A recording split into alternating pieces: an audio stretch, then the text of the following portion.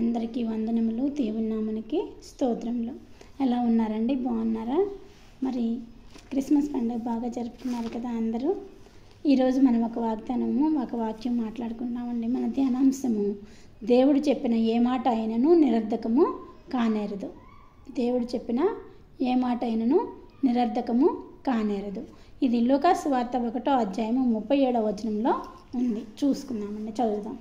దేవుడు చెప్పిన ఏ మాట అయినను నిరర్ధకము కానేరదని ఆమెతో చెప్పెను. ఆమె అంటే ఇక్కడ మరియా. ఎవరు చెప్పారు? గాబ్రియేలు దూత మరియతో చెప్పింది. ఎందుకు చెప్పవలసి వచ్చింది? ఏమిటి సందర్భం అంటే ఇక్కడ పైన చదువుకుందాం చూడండి. 6వ నెలలో గాబ్రియేలు దేవదూత గలిలయలోని నజరేతును ఊరిలో దావీదు వంశస్థుడైన యోసేపు అను ఒక పురుషునికి ప్రదానం చేయబడిన కన్యక యొద్దకు దేవుని చేత పంపబడెను. ఆ కన్యక పేరు మరియా. యోసేపుకు ప్రదానం చేయబడిన మరియ దగ్గరికి దేవదూత వచ్చింది. ఆ దూత లోపలికి వచ్చి ఆమెను చూచి, దయాప్రాప్తురాలా, నీకు శుభము, ప్రభువు నీకు తోడై ఉన్నాడని చెప్పాను. మరియా ఆలోచించుకొంచు ఆ శుభవచనం ఏమిటో అని ఆలోచించుకుంటుంది. దూత, మరియా భయపడకము, దేవుని వలన నీవు కృప పొందితివి. ఇదిగో నీవు గర్భం ధరించి కుమారుని కని ఆయనకు యేసు అని పేరు పెట్టుదువు. ఆయన గొప్పవాడై సర్వోన్నతిని కుమారుడు అనబడును. ప్రభు అయిన దేవుడు ఆయన తండ్రి అయిన దావీదు సింహాసనమును ఆయనకి ఇచ్చును అని ఈ రీతిగా మాట్లాడినప్పుడు మరియా, నేను పురుషుని ఎరిగిన దాన్ని నాకు ఎలాగ సంభవించినని అనుకున్నప్పుడు ఆ సందర్భంలో దేవుడు నెరవేర్చిన మాట, దేవుడు చెప్పిన ఏ మాట నిరర్ధకము కానేరదు అని మాట్లాడుతూ ఏమని గుర్తు చేసిందంటే, మరియకి గాబ్రియేలు దూత, ఎలిజబెత్ అను నీ బంధువురాలుంది కదా, ఆమె వృద్ధాప్యంలో గొడ్రాలని పిలువబడుతున్న ఆమె వృద్ధాప్యంలో గర్భం ధరించినది. ఇప్పుడు ఆమెకు 6వ మాసము. కాబట్టి దేవుడు చెప్పిన ఏ మాట ఏనను నిరర్ధకము కానేరదు అని మరియకు చెప్పింది. ఇక్కడ ఆయన ఏ మంచి మాట చెప్పాడో ఆ మాట తప్పక నెరవేర్చే దేవుడు.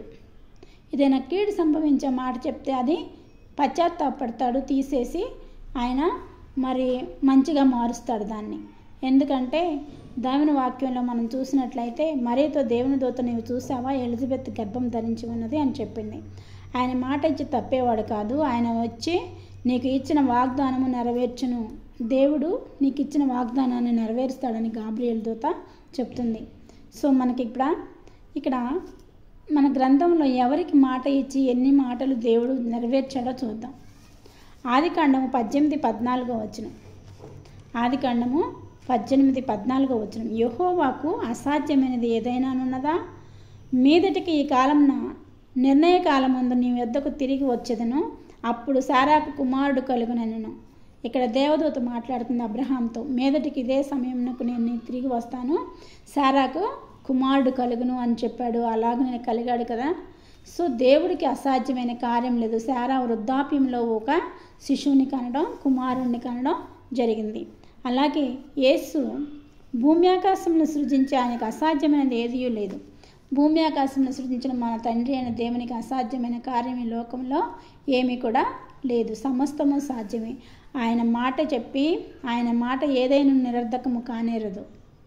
ఆయన చెప్పిన ఏ మాట అయినను నిరర్ధకము కానేరదు. యేసు వారిని చూచి, ఇది మనుషులకు అసాధ్యమే కానీ దేవునికి సమస్తము సాధ్యము అని చెప్పాను. మనుషులకైతే ఏ కార్యమైనా అసాధ్యమే కానీ దేవునికి సాధ్యమే అని, సమస్తము సాధ్యమే అని యేసు ప్రభు తనను స్వయంగా చెప్పి ఉన్నారు. దేవుని మహిమపరిచి ఆయన వాగ్దానం చేసిన దాన్ని నెరవేర్చుటకు సమర్థుడని రూఢిగా విశ్వసించి విశ్వాసం వలన బలం పొందెను. ఇక్కడ శిష్యులు కూడా యేసు యొక్క మహిమపరిచి ఆయన వాగ్దానం చేసిన దాన్ని నెరవేర్చుటకు సమర్థుడు అని విశ్వసించారు. మనం విశ్వసించినప్పుడు దేవుడు తప్పకుండా మనకు జరిగిన కార్యాలని నెరవేర్చిన, మనకిచ్చిన మాటను నెరవేరుస్తారు. కాబట్టి ఈ లోకంలో మనం ఏం చేసినా కానీ దేవుడు తప్పకుండా నెరవేరుస్తాడు. దేవుడు అబద్ధమాటకు ఆయన నరుడు కాదు, పశ్చాత్తాపట్టకు ఆయన నరుడు కాడు. ఆయన చెప్పినది చేయకుండానా, ఆయన మాట ఇచ్చి స్థాపించకుండానా. ఇది సంఖ్యాకాండం 23వ అధ్యాయం 19వ వచనంలో దేవుడు మాట్లాడుతున్నాడు. ఏమని మాట్లాడుతున్నాడు? దేవుడు అబద్ధం ఆడటకు నరుడు కాదు. మనమైతే అబద్ధం ఆడతాం. ఈరోజు నేను పలానా పని చేస్తానని చెప్తాము, రేపు నేను చేయనులే దేవుడా, నా వల్ల కాదులే అని చెప్పేసి అబద్ధం ఆడేస్తాం. కానీ ఆయన నరుడు కాడు, మనలాంటి నరుడు కాదు. అబద్ధం ఆడటానికి. ఆయన చెప్పినది తప్పకుండా చేసే దేవుడు. ఆయనది చెప్పినది చేయకుండా, ఆయన మాట ఇచ్చి స్థాపించకుండా, తప్పకుండా దేవుడు స్థాపించే దేవుడు. మాట ఇచ్చిన దేవుడు నెరవేర్చే దేవుడు. ఏ మంచి మాట అయినను ఇచ్చిన ఆయన నెరవేర్చక తప్పదు. మంచి మాట అనేది ఇచ్చిన దేవుడు తప్పకుండా నెరవేరుస్తాడు.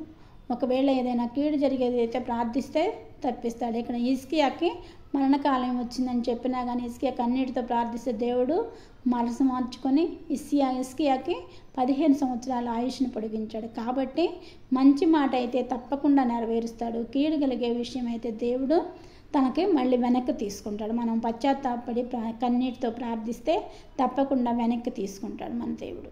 కాబట్టి మన దేవుడు మాట ఇచ్చి తప్పే దేవుడు కాదు. మరీకి ఏ రీతిగా మాట ఇచ్చాడో ఆ రీతిగా మనకు కూడా మాట ఇచ్చి నెరవేర్చే దేవుడు. శారాకు అబ్రహాంకు ఎలాగూ మాట ఇచ్చి నెరవేర్చాడో అలాగున మనకు నీకు నాకు మాట ఇచ్చి నెరవేర్చే దేవుడు. మన నూతన సంవత్సరం రాబోతుంది. మనం ప్రామిస్ కార్డ్స్ తీసుకుంటాం కదా, వాగ్దాన కార్డు తీసుకుంటాం కదా. ఆ వాగ్దానాన్ని ఎత్తి పట్టుకుని మనం ప్రార్థించినట్లయితే తప్పకుండా వాగ్దానాన్ని దేవుడు మనకి నెరవేరుస్తాడండి. తప్పకుండా నెరవేరుస్తాడు. కాబట్టి మనం త్వరలో వాగ్దానం తీసుకోబోతున్నాం కాబట్టి ఈ కొద్ది రోజులు మనం వాగ్దానం కొరకై ప్రార్థించుకోవాలండి. దేవా నాకు మంచి నీ కృప నాకు ఇవ్వు తండ్రి. మరియా ఇక్కడ కృప పొందుకుందండి. మరియా నీవు దేవుని వలన కృప పొందితివి అని గాబ్రియేల్ దూత చెప్పింది. మరియ పొందిన కృపను మనం పొందుకోవాలి. మరియకులాగా తప్పకుండా మనం నెరవేర్చబడే వాగ్దానాల్ని పొందుకోవాలి. నీ కృప నాకు చాలును అని పౌలు గారు అన్నారు.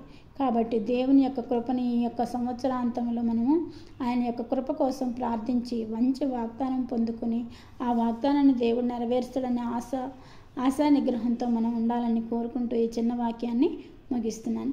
చిన్న ప్రార్థన చేసుకుందామండి. సర్వశక్తి మిక్కిలి కృపగలని ఘనమైన యేసురాజు మీ పాదములకు స్తుతులు స్తోత్రములు తండ్రి. అద్భుతకరడ ఆశ్చర్యకరడ నీ పాదములకు స్తుతులు స్తోత్రములు ప్రభువా. అయ్యా మీరు ఇచ్చిన వాక్యంకై మీకు వందనాలు స్తోత్రములు ప్రభువా. ఏ మంచి మాట అయినను నీవు ఇచ్చి నెరవేర్చకుండా ఉండవు ప్రభువా. ఏ మాట అయినను ఆయన నోటి నుండి వచ్చిన ఏ మాట అయిన నిరర్ధకము కానేరదు అని మాట్లాడుచున్నావు తండ్రి. అయ్యా నీ నోటి నుంచి వచ్చే వాగ్దానములన్నీ మా పక్షంగా నెరవేర్చండి ప్రభువా. నెరవేర్చి మీ నామానికి మహిమ తెచ్చుకోనండి ప్రభువా. అయ్యా ప్రతి ఒక్కరు విశ్వాసంతో మా దేవుడు మా వాగ్దానాలు నెరవేరుస్తాడని విశ్వాసంతో ఎదురు చూచేలాగా మమ్మల్ని అందరినీ నూతన సంవత్సరానికి ఆయుత్తపరచమని మా ప్రభును ప్రియకుమారుడైన యేసుక్రీస్తు నామమున అడుగుచున్నాను తండ్రి. ఆమెన్.